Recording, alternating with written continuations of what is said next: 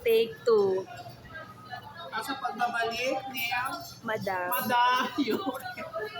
Balik nga tayo, yung aral ng ikwento ni Ikoy na ang nanay ay kinain ng suba para daw dun sa mga avid readers mo, feeling nila may pagbabalik sa nanay. Babalik ba daw? Luluwa siya ng suba. Oo, kung iluluwa daw ba ulit lang yung nanay ng suba? O ano to, ang ganda. Wala nang gano'n. Kung gusto nila bumalik yung nanay, silang magsulat. Hindi mo na daw bababalikin yung nanay matapos nilamon ng suba. Kasi parang nabitin daw sila dun sa Nabitin. chapter 1. Ikoy.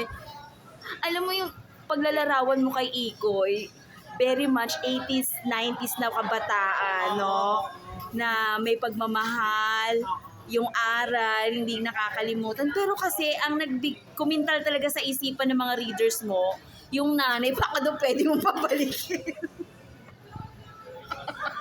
Kasi na yung nanay, mahal.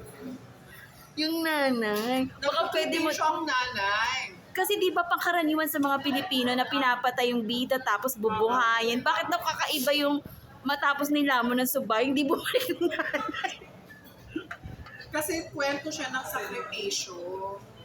Pag nabuhay pa siya ulit, nawawala na si yung sacrifice. Ah, ganon. So, aside di ba sa Ikoy, may chapter 2 na iba naman ang story, yung sinturon ni Tatay Emil. So, magpo-pause muna ako tayo for a break kasi tawang-tawa na ako, no?